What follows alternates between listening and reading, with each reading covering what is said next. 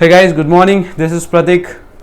Good morning all of you. Good morning, सुप्रभात, नमस्ते, सारी चीज़ें आपको, ठीक है। प्रीवियस वीडियो के अंदर हमने बहुत सारी बेसिक चीज़ें कवर करी। आज के वीडियो में हम लोग मतलब जो अभी का जो सेशन होगा, जो सेकेंड सेशन में बोलता हूँ पार्टनरशिप फाइनल अकाउंट का, उसमें आज का जो सेशन होगा उसके अंदर हम लोग P&L account, trading account and balance sheet cover करेंगे। उसके अंदर क्यों आइटम आते हैं, कौन से आइटम आते हैं, डेबिट साइड में, क्रेडिट साइड में क्यों आते हैं, उसके रीजंस एंड एक्सेट्रा एक्सेट्रा। भले वो 11th स्टैंडर्ड में हमने पढ़ा है, बट यहाँ पे एक बार रिकैप हो जाएगा। सो trading account, P&L and balance sheet ये समझना बेहद बेहद बेहद ज़्यादा इंपॉर्टेंट है, फिर आगे की बिल्डिंग हम लोग बांध सकते हैं।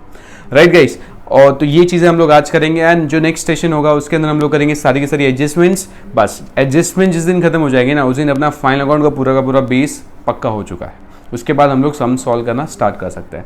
सम का मैं भी क्लैरिफिकेशन देता हूँ, 50% मैं करूँगा, 50% आपको करना है एज एन होमवर्क, बिकॉज आपको करनी है प्रैक्टिस बहुत ज़रूरी, समझे। बिकॉज देखो कैसा होता है, हर टाइम ऐसा ही इशू हो जाता है, हम प्रोफेसर सारे सम सॉल्व कर जाते हैं, आपके पास सम बचते ही नहीं है सॉल्व करने के लिए। जो बचते हैं वो सॉल्व सम होता है, उसके ऑलरेडी सॉल्यूशन दिए होते हैं। जब आप उसको सॉल्व करने बैठते हो तो आप देख लेते हो पीछे इसका क्या एडजस्टमेंट है। जो एक्चुअल में आंसर निकालने की जो हैबिट लगनी चाहिए वो नहीं लगती है। तो अभी देखो आप इजीली हमसे कांटेक्ट कर सकते हो। तो थ्रू वीडियो आपको मैं 50% सम सॉल्व करवाऊंगा एंड बाकी आपको एज ए होमवर्क करना है। मैं उसका बिग इंट्रोडक्शन दे दूंगा कि वो सम में क्या है, कैसा है, सारे एडजस्टमेंट डिस्कस करके आपको सम सॉल्व करने के लिए दूंगा, तो उसमें कोई इशू नहीं आएगा। ऑलराइट गाइस, तो ठीक है, ये क्वारंटाइन है, एक्सटेंशन बढ़ रहा है, हमें उसको ज़्यादा अपने जीवन में इम्पैक्ट नहीं होने देना है। हम लोग थोड़ा सा टाइम निकाल के अपनी स्टडी कंटिन्यू रखिएगा, ताकि आफ्टर लॉकडाउन बाकी क्राउड फिर से जमा हो गया तो आपके पास कुछ लेवल का एजुकेशन होना बहुत ज़रूरी है। ठीक है, चलते आगे trading account, P&L account and balance sheet की तरफ। ये रहा आपका बहुत सुंदर सा ट्रेडिंग अकाउंट। इसके बाद है आपका ये बहुत छोटा सा profit and loss account end of course always beautiful your balance sheet. Okay sir, चलो स्टार्ट करते हैं। सर ट्रेडिंग अकाउंट का मैं पूरा पहला बेस इंट्रोडक्शन दे देता हूँ, what is trading account is all about. ठीक है गाइस, समझना बहुत ज़्यादा इंपॉर्टेंट है गाइस, समझ के चलो चीज़ों को तो आपको याद रखने की ज़रूरत नहीं पड़ेगी। ये रहा अपना ट्रेडिंग अकाउंट, थोड़ा सा टेढ़ा हो गया। ओके, तो ये डेबिट एंड क्रेडिट। अभी सबसे इंपॉर्टेंट चीज़ें मैं बताना चाहता हूँ आपको। हमें लिखेंगे कैसे, अभी लिखेंगे आप इन द बुक्स ऑफ, जिसका भी रहेगा वो इन द बुक्स ऑफ यहाँ पे रहेगा। Right, okay, in the books of जिसका भी नाम रहेगा वो रहेगा trading account for the year ended लिखा हुआ है। देखो ट्रेडिंग अकाउंट ये अकाउंट है, ट्रेडिंग अकाउंट ये अकाउंट है, इसके लिए फॉर द ईयर एंडेड रहेगा। ट्रेडिंग अकाउंट है ये नॉर्मली हम लोग पूरे साल में बनाते हैं, लाइक ड्यूरिंग द ईयर बनाते हैं। तो यहाँ के जो इनकम एंड एक्सपेंडिचर्स है, ऑफकोर्स यहाँ पे भी खर्चे एंड इनकम ही लिखी जाएंगी। यहाँ की जो इनकम एंड एक्सपेंडिचर है वो पूरे साल की होगी, सिर्फ एक साल की। जो करंट ईयर हमारा है सिर्फ उसी साल की होगी। इसके लिए यहाँ पे क्या लिखेंगे, trading account for the year ended. याद रखना, trading account for the year ended. अगर मैं प्रॉफिट एंड लॉस की बात करूँ तो वहाँ पे भी सेम होगा, profit and loss account for the year ended. Okay, लेकिन बैलेंस शीट जो होती है, बैलेंस शीट होगी as on, because balance sheet क्या होता है, पूरा साल हम लोग प्रिपेयर नहीं करते, at the end of the day, मतलब at the end of the year हम लोग उसको प्रिपेयर करते हैं। सो ट्रेडिंग अकाउंट मतलब क्या है, ये पूरे साल के डायरेक्ट एक्सपेंसेस, डायरेक्ट इनकम है, और ये पूरे साल की indirect income and indirect expenses है, और ये हमारी पोजीशन है, आज की पोजीशन। तो सर बैलेंस शीट जो है हमेशा 31 मार्च को ही प्रिपेयर होती है क्या? नॉर्मली हमने 11th स्टैंडर्ड में देखा रहेगा हमेशा कि यहाँ पे 31st ऑफ मार्च लिखा रहता है, हमेशा वही लिखते थे। या तो हम लोग अगर कैलेंडर ईयर रहेगा तो 31st ऑफ दिसंबर लिखते थे। लेकिन बच्चों ऐसा ज़रूरी नहीं है, बैलेंस शीट पहले दिन पे भी बन सकती है, बैलेंस शीट दूसरे दिन पे भी बन सकती है। हाँ, इसको बनाना रेलेवेंट कब होता है, जब 12 महीने खत्म हो जाते हैं। I am talking about the relevancy. ये बन कभी भी सकता है। अगर मैं 2 ट्रांजैक्शन दे दूं ना, तो उसका जर्नल बना के, उसका सब्सिडरी बना के, उसका लेजर बना के, ट्रायल बैलेंस बना के बैलेंस शीट तो आराम से बनी जा सकती है। ऐसा कोई दिक्कत नहीं कि at the end of year ही बनाया जा सकता है। बनाते एट द ईयर एंड है, लेकिन बनाया तो कभी भी जा सकता है। इसके लिए याद रखना, बैलेंस शीट के ऊपर एज ऑन रहेगा, ट्रेडिंग अकाउंट के लिए फॉर द ईयर एंड रहेगा, P&L के लिए भी फॉर द ईयर एंड रहेगा। ठीक है, अभी जो ट्रेडिंग अकाउंट है, ट्रेडिंग अकाउंट के डेबिट साइड में आते हैं एक्सपेंसेस, ट्रेडिंग अकाउंट के डेबिट साइड में आएंगे एक्सपेंसेस, ट्रेडिंग अकाउंट के क्रेडिट साइड में आएगी इनकम। सर कौन से प्रकार की इनकम आएगी, कौन से प्रकार के एक्सपेंसेस आएंगे, ये आपको ऑलरेडी पता है, 11th स्टैंडर्ड में आपने किया है। कुछ बच्चे बोल रहे अय्या सर हमें तो याद ही नहीं है। बोला नालायको, मैं उम्मीद करता हूँ यही चीज़ों की 11th स्टैंडर्ड में हम चिल्ला चिल्ला के बोलते हैं कि भाई इस पे ध्यान दो, तभी तो आपकी बहुत मस्ती चलती है। बैक बेंचेस स्पेशली जो मुझे सुन रहे हैं, अभी तो ठीक है लॉकडाउन में पढ़ाई करने का आपका मूड कर रहा है, that is very interesting fact, but still तो वहाँ पे आप ध्यान नहीं देते हो। बट यहाँ पे आपको जब सेकेंड लेवल पे जाके कोई पूछता है तो बोला हाँ यार सर ने कुछ तो बताया था लेकिन अभी याद नहीं आ रहा है। तो ऐसी चीज़ें ना होने दें, ऐसी चीज़ें ना होने दें, ठीक है। तो ये रहा, मैं आपको एक्सप्लेनेशन दे रहा हूँ पूरी की पूरी चीज़ों का। अभी ट्रेडिंग अकाउंट है, इसके डेबिट साइड में एक्सपेंस रिकॉर्ड होगी, ट्रेडिंग अकाउंट में क्रेडिट साइड में इनकम रिकॉर्ड होगी। इसके लिए एक ना स्टोरी है, मैं स्टोरी आपको बताता हूँ। चलो ये रहा ये स्टोरी। ये स्टोरी को जितना बेटर समझोगे ना, फिर से मैं बोल रहा हूँ, ये स्टोरी को जितना जितना जितना बेटर समझोगे उतना आपका फाइनल अकाउंट का जो ट्रेडिंग अकाउंट है वो उतना स्ट्रांग होगा। ठीक है, बात क्या कर रहे हैं हम लोग, ट्रेडिंग अकाउंट की, राइट। ओके, अभी मैं आपको ये स्टोरी में क्या बताने वाला हूँ कि हम लोग का मान, हम लोग ये बिजनेसमैन है, मैं यहाँ पे हमें निकाल देता हूँ। ये रहे अपन, यानी ये सारी चीज़ों को अपन देख रहे हैं नीचे, ठीक है। ओके सर, तो अपने बिजनेसमैन है, हम लोगों को ही ना अपने फैक्ट्री में, ये देखो ये अपनी फैक्ट्री है, ये फैक्ट्री में प्रोडक्शन के लिए कोई मटेरियल परचेस करना है, रॉ मटेरियल जैसे होता है ना, मटेरियल परचेस करना है फैक्ट्री में। ये अपना देखो दो प्रकार का बिजनेस होता है, एक होता है ट्रेडिंग बिजनेस, सेकंड होता है मैन्युफैक्चरिंग बिजनेस। सो ट्रेडिंग बिजनेस में माल लाया जाता है एंड उसी को बेचा जाता है, लेकिन मैन्युफैक्चरिंग बिजनेस अगर होगा तो माल लाया जाएगा, उसमें कुछ प्रोसेसिंग की जाएगी और उसको बेचा जाएगा, राइट। तो अभी मैं एज्यूम कर रहा हूँ कि मेरी फैक्ट्री है जिसमें मैं माल लाऊंगा एंड बाद में उसको थोड़ा बहुत थोड़ा बहुत चेंज करके उसको बेच दूंगा। आप जान दो, ऐसा अज्यूम करते कि फैक्ट्री में माल लाया जाएगा, गोडाउन में रखा जाएगा, डायरेक्टली बेचा जाएगा, तो ट्रेडिंग बिजनेस है, उस हिसाब से बात करते, ठीक है। ओके, तो ये जो सबसे पहला एक्सपेंस, अभी ये पूरे जर्नी में ना एक्सपेंस होने वाला है। हमने ना ये मटेरियल जो है ये वाला, ये मंगाया एक सप्लायर से, तो ये सप्लायर का दुकान है, सप्लायर से मटेरियल मंगाया, तो सप्लायर को क्या देना पड़ेगा, कैश देना पड़ेगा, पैसे देना पड़ेंगे, उधार पे होंगे या कैश पे होंगे। लेकिन हम लोग क्या कर रहे हैं, मटेरियल परचेस कर रहे हैं, तो मेरा कहने से परचेज इज अ कॉस्ट। अरे यस और नो, परचेज से मेरा खर्चा है ना, यहाँ पे भी मैं लिख सकता हूँ परचेज, यहाँ भी लिखता हूँ परचेज, राइट। समझा, ये मेरा खर्चा हो गया, सबसे पहला एक्सपेंसेस मेरा ये हो गया। अभी ये जो ट्रक आपको दिख रहा है, ये ट्रक आने जाने का भाड़ा लेगा कि नहीं लेगा, लेगा सर, तो इसको बोलेंगे कैरेज। क्या बोलेंगे, कैरेज। अभी इसको कैरेज भी बोलते हैं एंड कैरेज इनवर्ड भी बोलते हैं, समझा, कैरेज भी बोलते हैं एंड कैरेज इनवर्ड भी बोलते हैं, दोनों में से कोई एक।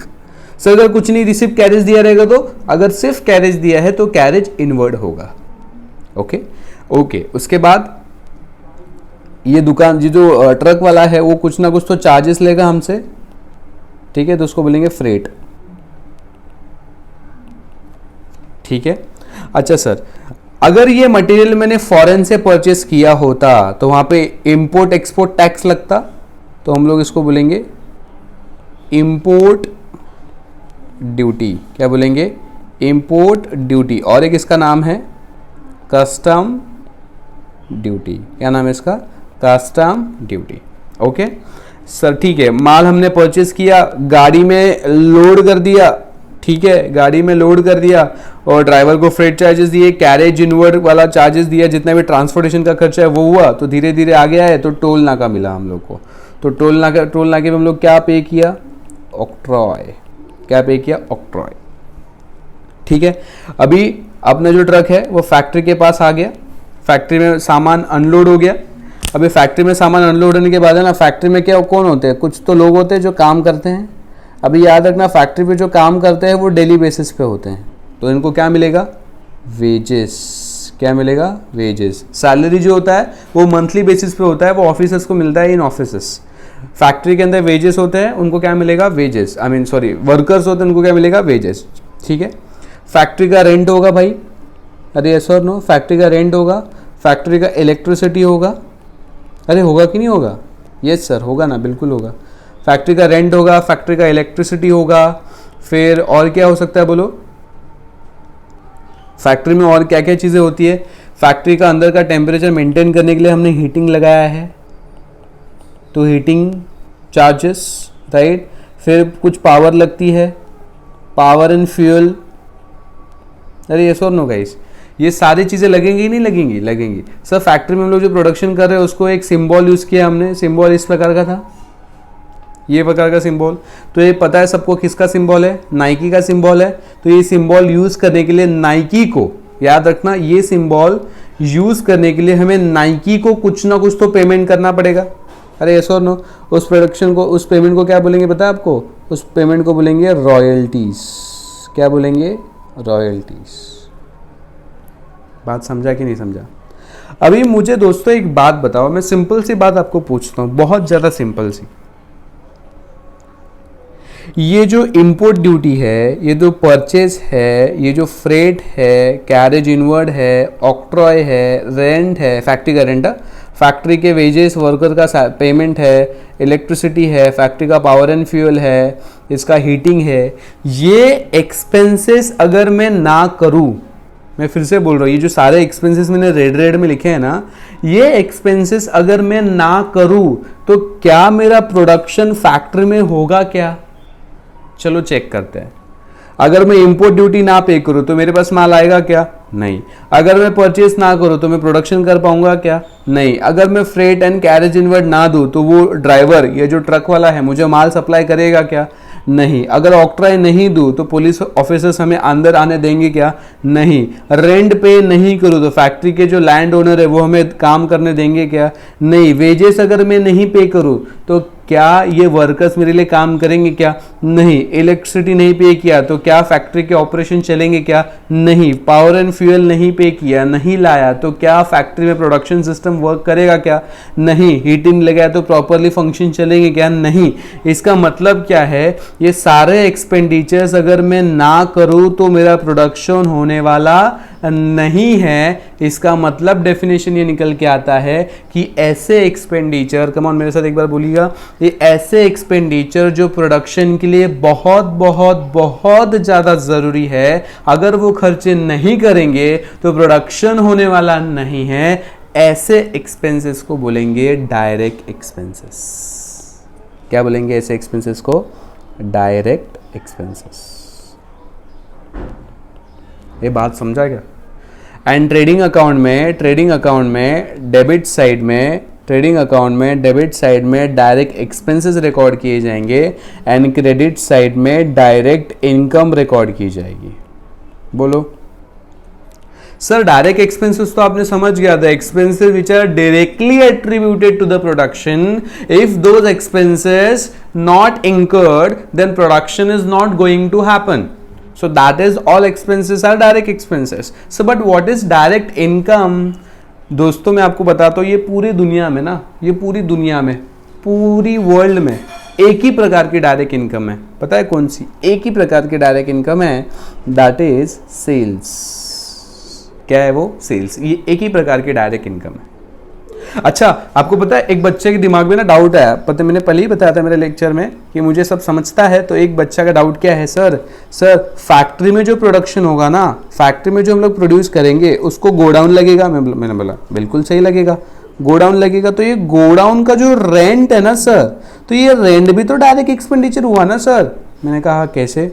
सर अगर फैक्ट्री में प्रोडक्शन होगा तो उसको रखेंगे कहाँ पे? मैंने कहा इधर सुन, अगर ये रेंट, ये पहले तो पता है ये गोडाउन फैक्ट्री के अंदर होता है, फैक्ट्री के बाहर होता है? सर सिंपल है, फैक्ट्री के बाहर होता है। इसका रीजन भी बहुत सिंपल है, बिकॉज मान लो फैक्ट्री में आग लग जाती है तो गोडाउन ना जले, इसके लिए उसको बाहर रखते हैं। तो गोडाउन अगर मेरे फैक्ट्री के बाहर है एंड अगर मैं गोडाउन का रेंट पे ना करूं तो ये रेंट का एंड ये पूरे प्रोसेस का कोई संबंध है? बिकॉज रेंट एंड गोडाउन में कौन से गुड्स रखे जाएंगे? जो फिनिश गुड्स है, जो ऑलरेडी बन चुके हैं, प्रोडक्शन ऑलरेडी हो चुका है। इसीलिए गोडाउन का रेंट ये डायरेक्ट एक्सपेंडिचर नहीं है, वो इनडायरेक्ट एक्सपेंडिचर है। याद रखना इस बात को। बात समझा गया बच्चा लोग?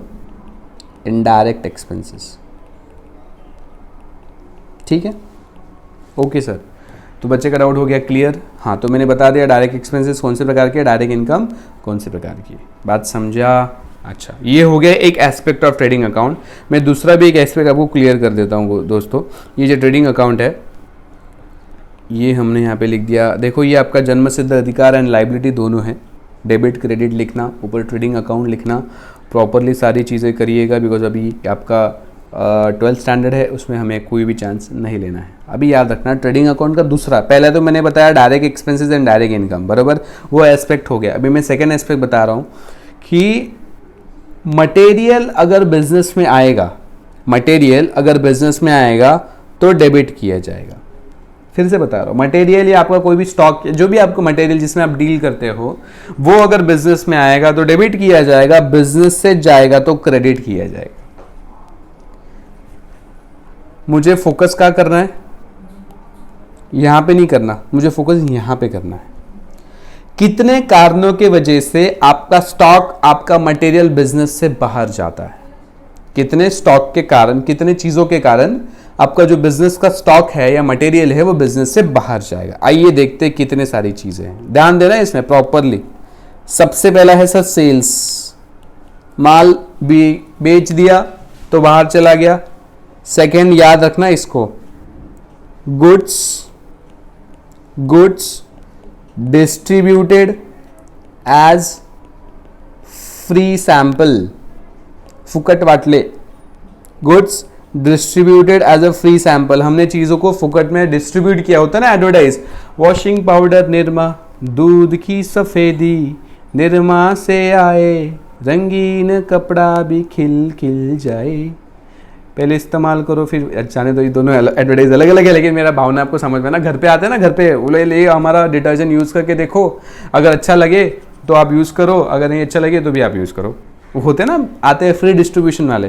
तो ये लोग भी, मतलब इनके कारण भी अपना स्टॉक बाहर जाता है। मतलब हम लोग मान लो एक कोई चीज़ प्रोड्यूस कर रहे हैं, हम लोग को लगता है कि लोग इसको इस्तेमाल करें, बाद में विश्वास करें, तो हम लोग उनको फ्री में देना पड़ेगा। सो ये goods distributed as a free sample, right?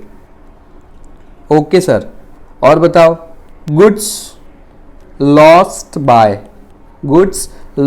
By fire, आग लग गई, भागो बच्चों भागो, आग लग गई, गुड जले गए ना, मतलब गुड जल जाएंगे, मतलब ही चले गए ना आपके प्रोडक्शन में से, आपके बिजनेस में से चले गए, गुड्स लॉस्ट बाय फायर। और क्या हो सकता है sir, goods lost by theft, चोरी हो गया, बाहर चला गया। अरे यस और नो? Yes sir. पांचवा, गुड्स विड्रॉन, ये आपको लिखना है, goods withdrawn bye owners,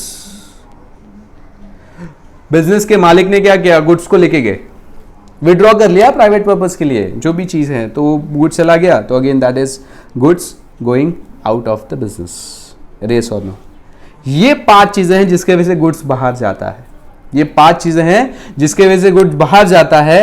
and last में मान लो ये 1 लाख क्वांटिटी अपने पास आया, जिसमें से 50,000 सेल किया, जिसमें से डिस्ट्रीब्यूट किया 5,000, जिसमें से लॉस हुआ 5,000, और लॉस मतलब थे चोरी हो गया 5,000, गुड्स विड्रॉ किए 5,000। अरे यस और नो? 1 लाख गुड्स आया था, 50,000 बेच दिया, डिस्ट्रीब्यूट किया 5,000, लॉस हो गया, जल गया 5,000, चोरी हो गया 5,000, विड्रॉ हो गया 5,000, बचा कितना? सर सिंपल है सर, क्या हमें क्वेश्चन पूछते हो, 1 लाख में से 50 गया, 50 बचा, 50 में से 20 गया, 30 बचा। सो 30,000 का जो गुड्स है ना, उसको क्या बोलेंगे? Closing stock. क्या बोलेंगे? Closing stock. कितने का होगा वो? 30,000 का। बात समझा क्या? एक्चुअली यहाँ पे मैंने अजम्पशन लिया है कि क्वांटिटी मैंने बोली है, यहाँ पे प्राइस नहीं है। ये सब क्वांटिटी के बारे में बात कर रहा हूँ, फिर से मैं बोल रहा हूँ, ये सब क्वांटिटी है, प्राइस नहीं है। 1 लाख क्वांटिटी, 50,000 क्वांटिटी है। बच्चा बोलेगा सर ऐसा कैसा, ट्रेडिंग अकाउंट टैली हो गया विदाउट प्रॉफिट, तो इसलिए मैंने क्लैरिफिकेशन दे दिया, दिस इज अ क्वांटिटी। अगर मैं प्राइस मल्टीप्लाई करूँ तो डेफिनेटली यहाँ पे अपना जीपी आ जाएगा, बिकॉज ये सारी चीज़ें कॉस्ट पे होंगी, ये कॉस्ट पे है, इसके अंदर प्रॉफिट एलिमेंट होता है, वो यहाँ पे आ जाता है। ठीक है, अगेन ये दिस इज टेक्निकल चीज़, हम लोग बाद में देखेंगे। तो ये 2 एस्पेक्ट मैंने ट्रेडिंग अकाउंट के आपके साथ डिस्कस किए। पहला तो डायरेक्ट एक्सपेंसेस, डायरेक्ट इनकम वाला, एंड सेकेंड ये जो गुड्स आता है, गुड्स जाता है। तो इसके बेसिस पे ही आपको ये ट्रेडिंग अकाउंट बनाया गया है। अभी ध्यान से देखिएगा, सबसे पहला आता है ओपनिंग स्टॉक। ठीक है, ओपनिंग स्टॉक मतलब पिछले साल का मटेरियल जो बचा था, मतलब पिछले साल का जो क्लोजिंग स्टॉक है ये साल में ओपनिंग स्टॉक आ जाएगा। सेकेंड परचेस, राइट, परचेस में से हमने कुछ परचेस किया, उसमें से कुछ डिफॉल्ट निकला तो हमने उसको क्या कर दिया, रिटर्न कर दिया। तो परचेस रिटर्न या रिटर्न आउटवर्ड क्या हो जाएगा, माइनस हो जाएगा। ठीक है, हम लोग को परचेस लिखना है यहाँ पे, उसमें से रिटर्न माइनस करना है, जो भी कॉलम आएगा यहाँ पे आ जाएगा। ठीक है, ओके सर। उसके बाद क्या है, उसके बाद कैरेज इनवर्ड मैंने बता दिया था, जो मटेरियल आने के लिए लगेगा।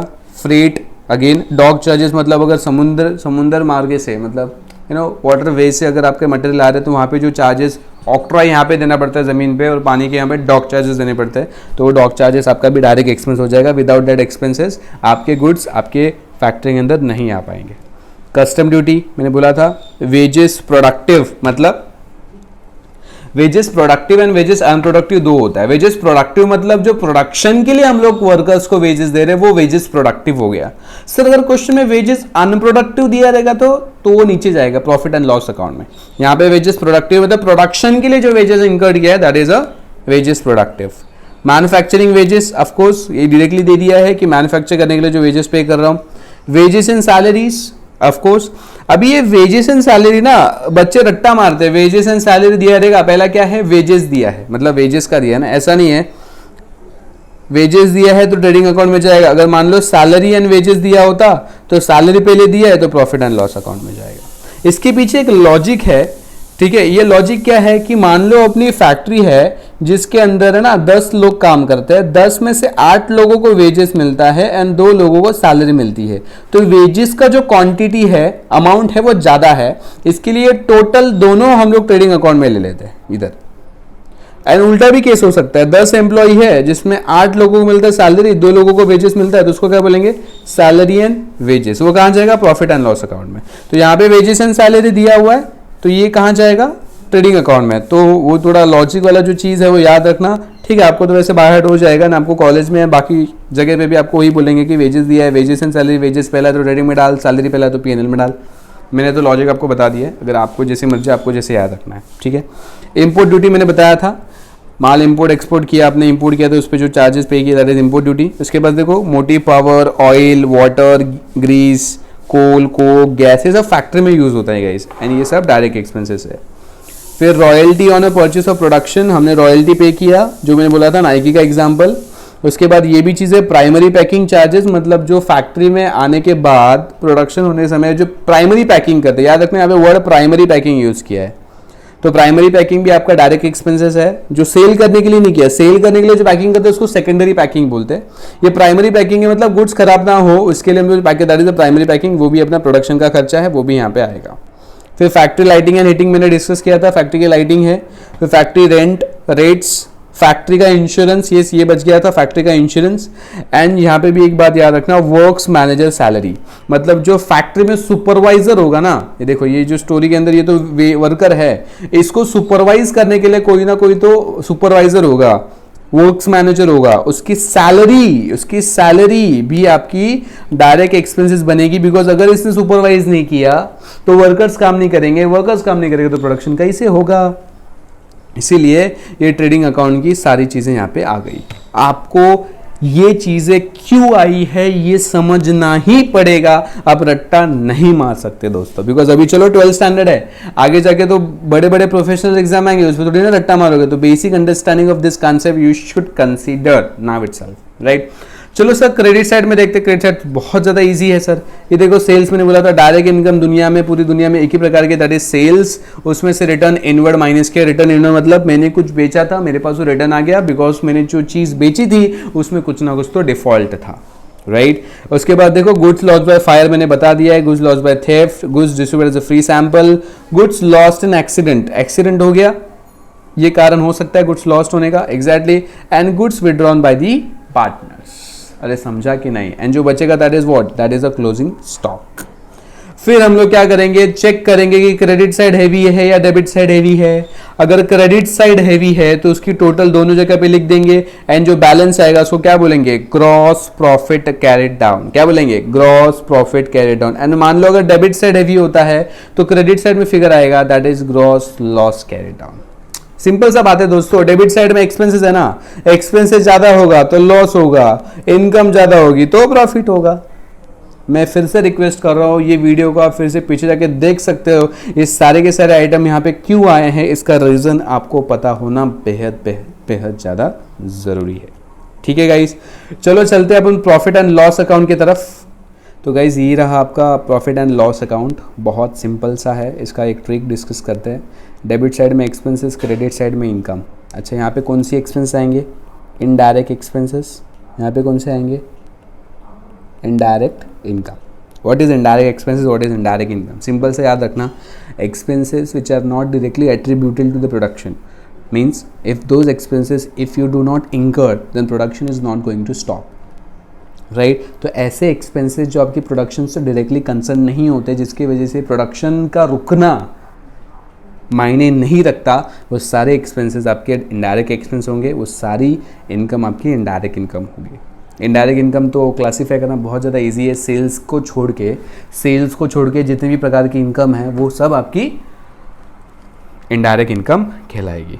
Okay sir, I got your point. चलो फटाफट डिस्कस करते हैं।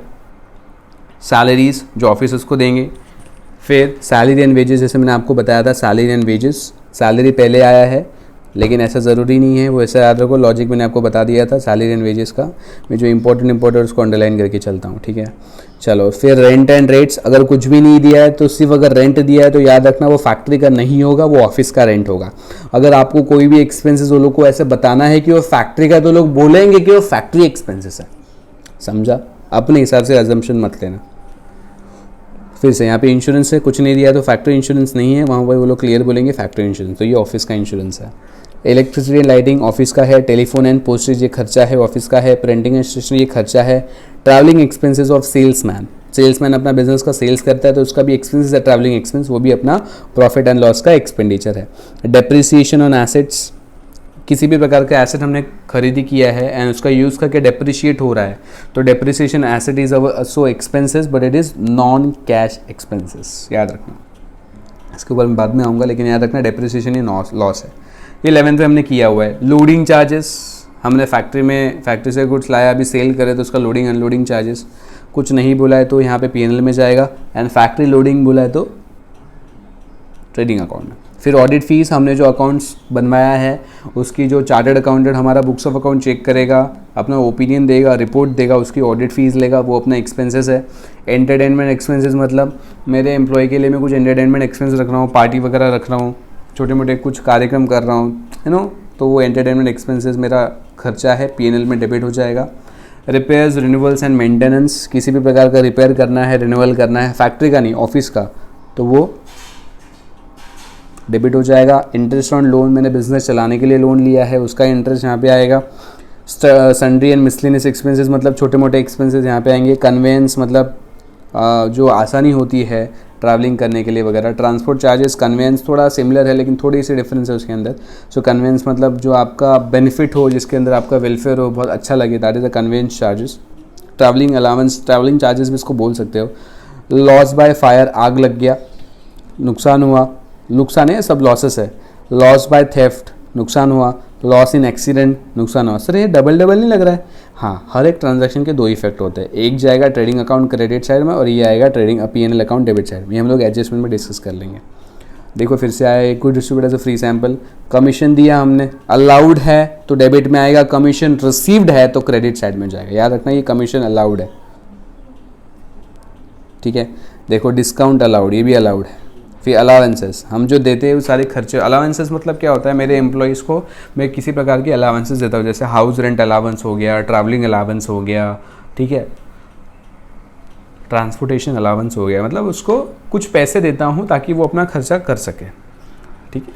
ओके, देन एडवर्टाइजमेंट आ गया, एक एक्सपेंस है। कैरेज आउटवर्ड, कैरेज इनवर्ड कहाँ था? ट्रेडिंग अकाउंट में। कैरेज आउटवर्ड पीएनएल में जाएगा, बिकॉज कैरेज आउटवर्ड अगर आप नहीं पे करो तो प्रोडक्शन रुकने वाला नहीं है, बिकॉज प्रोडक्शन ऑलरेडी हो चुका है।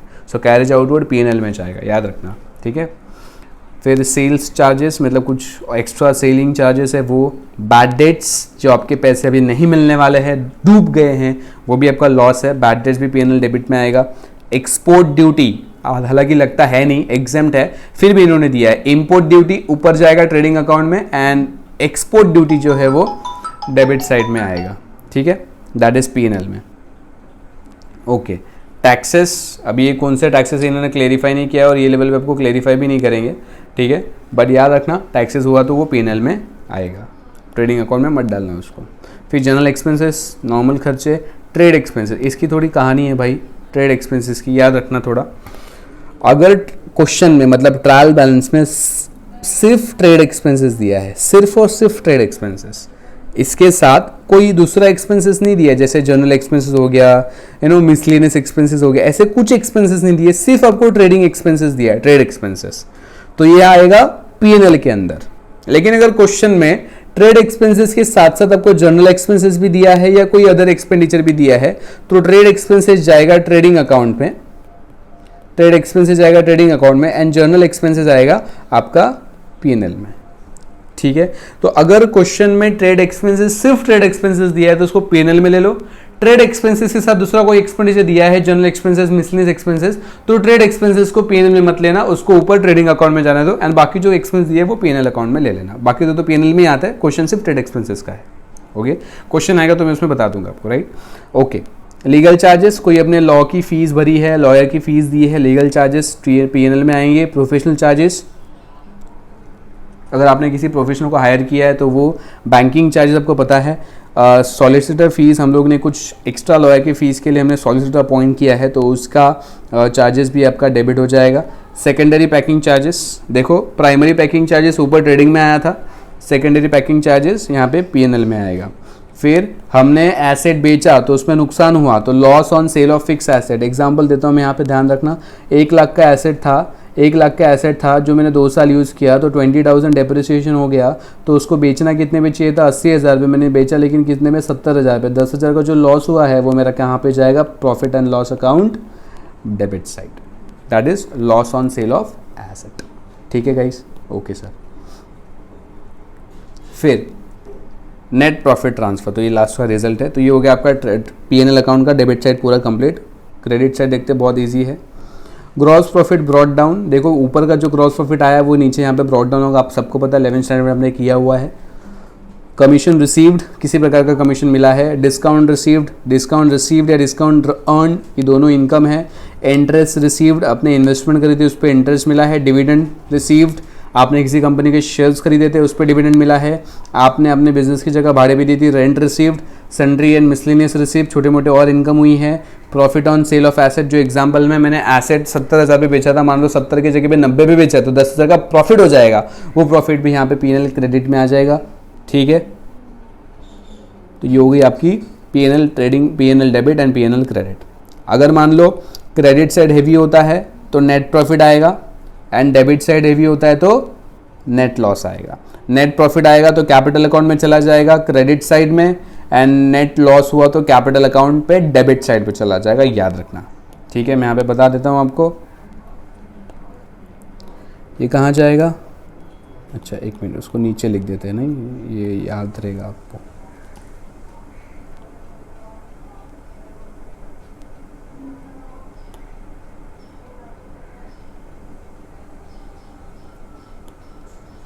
चलो तो यहाँ पे यहीं पे लिख देता हूँ मैं, ये जाएगा डेबिट साइड पे, बिकॉज नुकसान है ना भाई, याद है ना हमने पिछले लेक्चर में किया था प्रॉफिट एंड लॉस, वो 60,000 30,000, प्रॉफिट हुआ तो क्रेडिट, लॉस हुआ तो डेबिट, वही चीज़। तो ये कहाँ जाएगा, क्रेडिट साइड। 11th स्टैंडर्ड में लोग कैपिटल में जाके ऐड करते थे, लेकिन यहाँ पे पार्टनर्स कैपिटल अकाउंट बनता है, इसके लिए उसके क्रेडिट साइड में जाएगा एंड वहाँ पे डेबिट साइड में जाएगा। ठीक है, तो ये रहा आपका P&L account, indirect expenses, indirect income की पूरी कहानी। कुछ नहीं समझा तो आप टेक्स्ट करो, विल रिप्लाई। ओके, चलो लास्ट है अपना बैलेंस शीट, बहुत इजी है, बचपन से सुना है। Liability side and asset side दो ही चीज़ें होती है, बाकी कुछ होता नहीं इसके अंदर। तो ये क्यों, कैपिटल अकाउंट होगा ABC टोटल, यहाँ पे उनकी टोटल। फिर पार्टनर्स करंट अकाउंट बैलेंस, मैंने बोला था हम लोग को 2 अकाउंट बनाने हैं फिक्स कैपिटल मेथड के अंदर, करंट एंड कैपिटल, दोनों के बैलेंस हम लोग को ऐसे लिखने हैं, capital account and current account. जब सम करेंगे तो और ज़्यादा क्लियरेंसी आपको मिल जाएगी। अब यहाँ पे देखो partners current account credit balance लिखा है, मैंने ऑलरेडी वहाँ पे भी बताया था, क्रेडिट बैलेंस होगा तो लाइबिलिटी में एंड डेबिट बैलेंस होगा तो एसेट साइड में। ठीक है, फिर देखो जनरल रिजर्व लाइबिलिटी में आएगा। व्हाट इज जनरल रिजर्व, ये प्रॉफिट एंड लॉस का हिस्सा होता है। मान लो बिजनेस में करंट ईयर में 1 लाख का प्रॉफिट हुआ है, एंड 1 लाख में से ना हम लोग 80,000 को बांट दिया, तो बाकी बचा कितना 20,000, मतलब 20,000 हम लोग को फ्यूचर के यूज़ के लिए रखना है। तो जनरल रिजर्व मतलब is a part of undivided profit.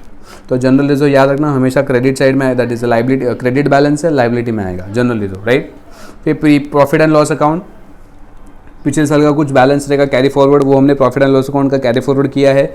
Loan on mortgage, हमने किसी वस्तु को गिरवी रख के लोन लिया है तो वो भी लोन आएगा, बैंक लोन यहाँ पे आएगा, पार्टनर से लोन लिया है तो यहाँ पे आएगा। आपकी सब लाइबिलिटी है, bills payable liability, bank overdraft liability, सन्डी creditors again liability, कुछ एडजस्टमेंट होगा तो क्रेडिटर्स में से माइनस करेंगे, वो क्वेश्चन में देख लेंगे। Provision for discount on creditors, ये भी माइनस होगा, जैसे आरडीडी हम लोग माइनस करते हैं डेटर्स में से, वैसे क्रेडिटर्स का भी जो प्रोविजन होता है वो भी हम लोग क्या करेंगे, माइनस करेंगे, ठीक है। फिर आपकी आउटस्टैंडिंग एक्सपेंसेस पे करना बाकी है, लाइबिलिटी है। इनकम रिसीव्ड इन एडवांस, आपने एडवांस में पैसा ले लिया, वो भी आपकी लाइबिलिटी है। And provision for taxes, taxes की अगर आप कोई प्रोविजन करके रख रहे हो तो उसका भी क्रेडिट बैलेंस होगा, तो भी वो लाइबिलिटी में आएगा। याद रखना लाइबिलिटी साइड में 2 चीज़ें आती है, एक जिसका जो अपनी लाइबिलिटी खुद है, एंड सेकेंड जिसका क्रेडिट बैलेंस है, तो वो भी सारी चीज़ें लाइबिलिटी साइड में आती है। आई होप आपको समझता है what do mean by credit balance, समझा। तो इसमें क्रेडिट बैलेंस वाली चीज़ें देखो मैं बताता हूँ। एक तो हो गया जनरल रिजर्व, ये प्रॉफिट एंड लॉस अकाउंट, फिर सारी की सारी क्रेडिट बैलेंस ही है, लेकिन एकदम प्रिसाइज वाली, मतलब इसका क्रेडिट बैलेंस है इसके लिए यहाँ पे ऐसा। एंड ये सारे का सारा क्रेडिट बैलेंस ही होता है, लेकिन डायरेक्ट जो लाइबिलिटी होती है सारा का सारा क्रेडिट बैलेंस होगा।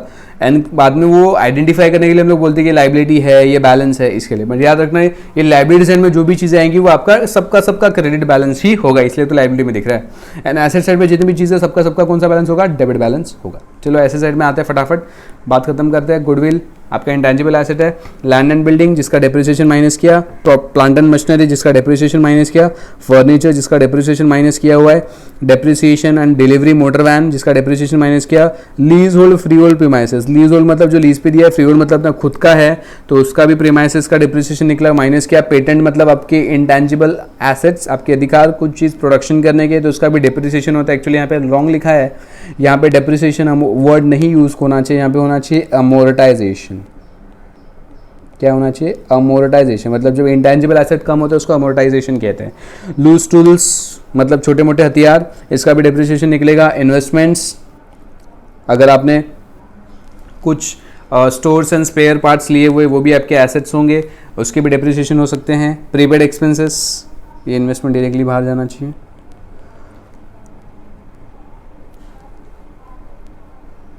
प्रीपेड एक्सपेंसेस आपके एसेट है बिकॉज आपने एक्स्ट्रा पेमेंट कर दिया है, कोई चीज़ आपको पे करनी है तो लाइबिलिटी होती है, कोई चीज़ आपने एक्स्ट्रा पे कर दी है तो वो एसेट कहलाती है। आउटस्टैंडिंग इनकम, कोई चीज़ आने वाली है, that is asset. Loans and advances, यहाँ पे याद रखना ये लोन्स एंड एडवांसेस गिवन है, हमने किसी को दिए हैं तो एसेट बन जाते हैं, हमने किसी से लिए हैं तो लाइबिलिटी बन जाएगी। Closing stock, sundry debtors, right, याद रखना उन्होंने पीएनएल में ना बैड डेट्स वाला चीज़ कोई कवर नहीं किया है, अज्यूमिंग दैट आपको वो पता है, लेकिन हम लोग कवर कर देंगे इसको, ठीक है, जब हम लोग एडजस्टमेंट करेंगे तब। ओके सर, फिर सन्ड्री डेटर्स हो गया। अभी डेटर्स के देखो एडजस्टमेंट्स है, बैड डेट्स माइनस किया, न्यू वाला provision for bad debts minus किया, ये सब आपको आता है, 11th में हमने किया है, वैसे यहाँ पे उन्होंने बहुत छोटा दिया लेकिन बड़ा बहुत है। इंश्योरेंस क्लेम रिसीवेबल, मिलने वाला है, anything which is receivable is your asset, याद है, लिख लो कहीं ना कहीं, anything which is receivable is your assets.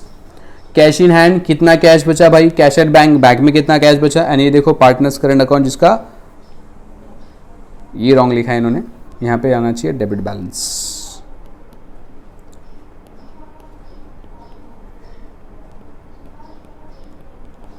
सब लोग अपने बुक में करेक्ट कर लेना, ये हो गया डेबिट बैलेंस, ठीक है। तो इस प्रकार से ये आपका जो होगा टैली, ठीक है गाइस।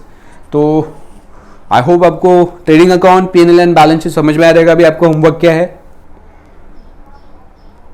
ये तीनों के तीनों चीज़ आपने 11th स्टैंडर्ड में भी लिखी होगी, अभी फिर से 12th स्टैंडर्ड में भी लिखनी है। मैं फिर से बोल रहा हूँ, ये लिखते समय आपको हर एक आइटम क्लियर होना चाहिए आया क्यों है। तो ये तीनों की तीनों चीज़ें लिखोगे एंड हम लोग इसके बाद चालू करेंगे एडजस्टमेंट। तब तक के लिए उम्मीद करता हूँ कि आप वीडियो देखोगे एंड इसकी सारी इंस्ट्रक्शन फॉलो करोगे। जितने भी मैंने नोट्स बनाए हैं, अगर आपको लगते हैं बहुत इंपॉर्टेंट है नोट्स, मतलब जो मैंने बोले हैं वो आप नोट कर सकते हो आपके बुक के अंदर, ताकि आपको पूरा साल इसको याद रहे, ठीक है गाइस। तो तो मिलते हैं नेक्स्ट वीडियो में, वहाँ पे हम लोग क्या डिस्कस करेंगे, सारी की सारी एडजस्टमेंट्स। अगर आपका कोई दोस्त वीडियो को देखना चाहता है तो आपके क्लास ओनर से कांटेक्ट करें, उनको बताएं अगर आपको ये बेनिफिशियल लग रहा है। विद द मिनिमम कॉस्ट पूरा एंटायर अकाउंट सबको मिलने वाला है। तो उम्मीद करता हूँ आप अपने दोस्तों को भी बताओगे बात एंड सबको ज्वाइन करोगे एक साथ एंड इसका लाभ उठाओगे। ठीक है, उम्मीद करता हूँ आप सब ये होमवर्क कंप्लीट करोगे एंड विद फ्रेश माइंड मिलेंगे कल के लेक्चर में। ठीक है, thank you so much guys, good day.